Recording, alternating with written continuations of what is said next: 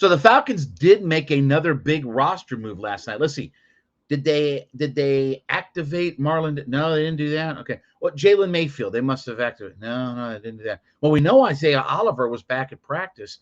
What about, let's see, who was the other big name that was coming back? Oh, yeah, Deion Jones. Remember him? Remember months back when we tried to explain, and many of you wanted to argue with me about Deion Jones and all this, that, and the other. So let's start with the facts. First off, Deion Jones was traded last night to the Cleveland Browns. So the rich get richer, right? So Deion and a 7th-round pick go to the Browns. The Falcons get a 6th-round pick back. Okay, now let's go through a few things. Number one, I've been telling you, this is not about compensation. The Falcons were never, ever going to get anything back from Deion. The whole league knew that they wanted to trade him. The league knew that he wasn't going to play for them. And let's face it, his value is not what you think. NFL trades do not bring back big value. Okay, you don't have blockbuster NFL trades. Rarely, unless you got a guy in the prime of his career, rarely are you finding blockbuster trades that bring you back any sort of value, right?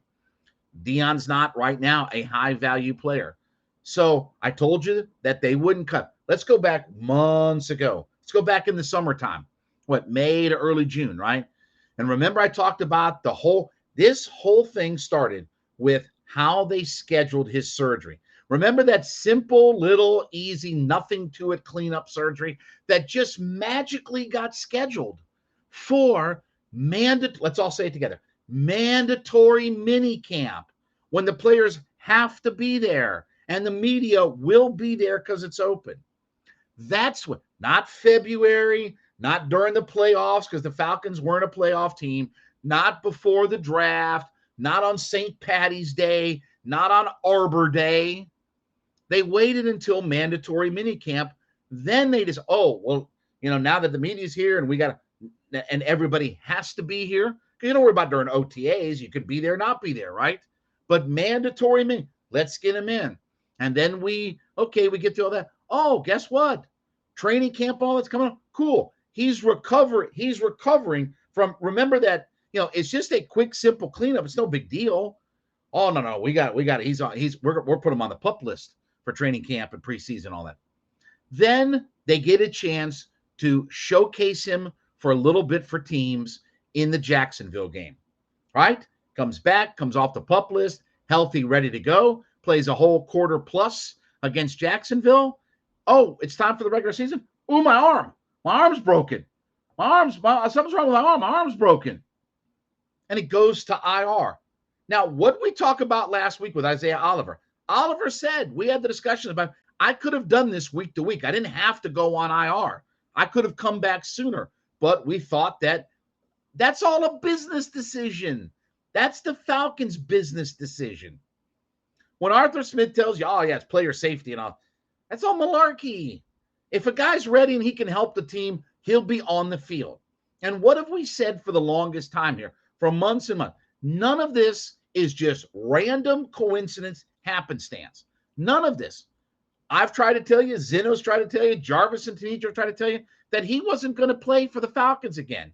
He's not a fit for what Dean Pease wants to do. He's not their guy. He's not. It's not his salary and all this, that, and the other. Has nothing to do with it.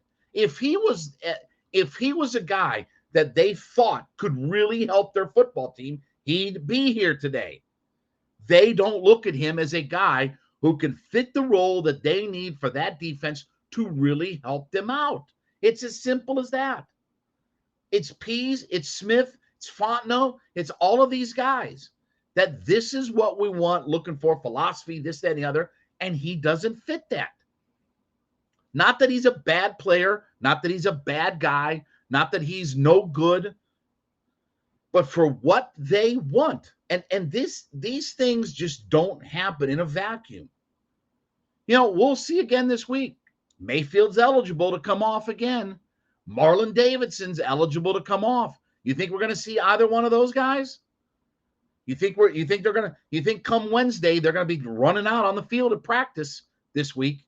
Think we're going to see either one of those guys? No, they're going to wait to see what they can do with that. It's not coincidence that Oliver came back because he can help them. And it's not coincidence that Debo went to IR. And what do we tell you? Here we are 1 week after he was eligible to come off of IR. He's traded. 1 week. Not a few months later, not when we get through the season, not right at the trade deadline, not after he's played a few games. It's surgery, recovery, PUP list, IR, traded. That doesn't just happen in a vacuum. That doesn't just luckily kind of work itself out like that. It's all been calculated. This was always going to happen. There was never any doubt about the fact that Deion was never going to play a regular season snap for the Atlanta Falcons. And again, not because he's a bad guy or he's a turd or he doesn't like the organization or this and the other. They don't look at him as a fit. Now, you can evaluate whether you think that's right or wrong or whatever like that. You know, at some point, if Kyle Pitts doesn't come back and start producing, when are we going to have the conversation about should it have been Micah Parsons or Kyle Pitts? I know people don't want to have that conversation, or Penei Sewell for that matter, but we won't worry about that now. Different discussion for another day. Because now we're 22 games with only one touchdown out of the unicorn. But, okay, sorry, I'm getting sidetracked here. Let's get back to Deion Jones on everything. This was always going to happen. And I knew that they wouldn't get any compensation for him. This was fine to deal.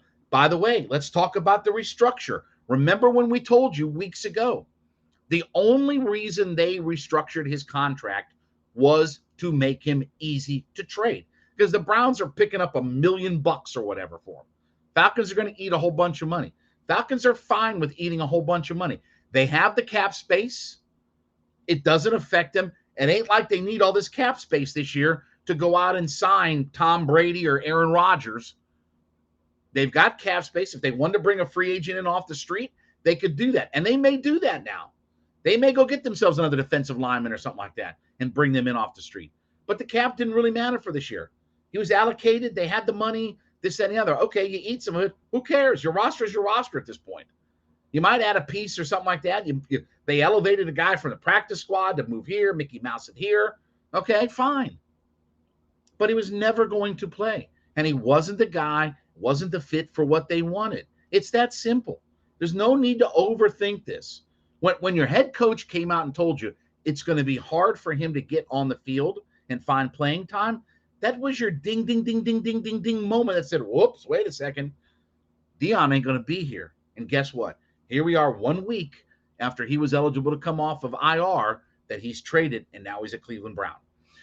All right, well, thank you so much for making Hittin' Hard with Jon Chuckery your first listen every day. Make ATL Day 1s your second listen every day. That's my friends Jarvis Davis, Tanitra Batiste, talking about all things in the heart of the city of Atlanta. Check them out, free and available on our YouTube page at Locked On Sports Atlanta. Hit the subscribe button, leave us a comment. We are also free and available on all of your favorite podcast platforms, including Spotify and Odyssey. Leave us a 5-star review there. Amazon Fire, Roku. Guess what? You can check us out now. We are available on all of those platforms. Rate and review us there as well.